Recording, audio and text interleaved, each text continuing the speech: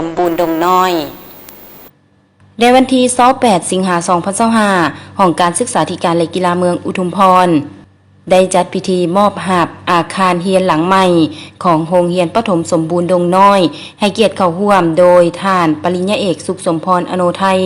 กรรมการภาคแขวงหัวหน้าแผนกศึกษาธิการและกีฬาแขวงท่านโพไซอินทวงศารักษาการเจ้าเมืองอุทุมพรพร้อมด้วยพนักงานครูอาจารย์อำนาจการปกครองบ้านดงน้อยพ่อแม่ประชาชนก่อเข่าห่วมอย่างพร้อมเพรียงในพิธีท่านนางสมเบาธรรมวงศาผู้อำนวยการโรงเรียนประถมสมบูรณ์ดงน้อยก็ได้ผ่านบทสรุปซกปี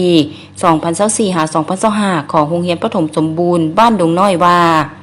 เฉพาะในโศกเรียนปี2024-2025โรงเรียนประถมสมบูรณ์บ้านดงน้อยมีอาคารเรียน2หลังในนี้1หลังแม่นสุดโทรมแห้งบ่สามารถนำใช้เข้าในการเรียนการสอนได้ภายในโรงเรียนมีครูสอน4ท่านหญิง4ท่านรวมมีนักเรียนทั้งหมด169คนหญิง79คนในนี้นักเรียนชั้นป.เกียม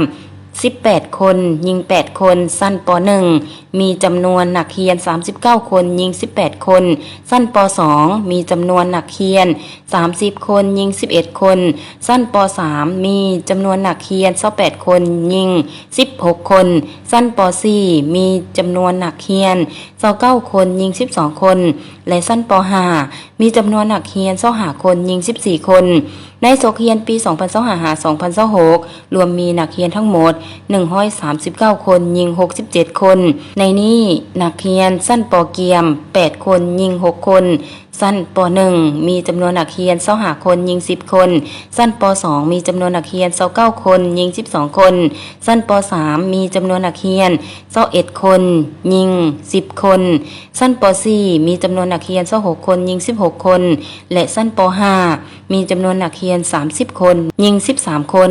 จากนั้นท่านสุขสำราญศรีวิไลคำผู้ให้ทุนก่อสร้างโรงเรียนได้มีคำเห็นพร้อมกล่าวมอบอาคารเรียนหลังใหม่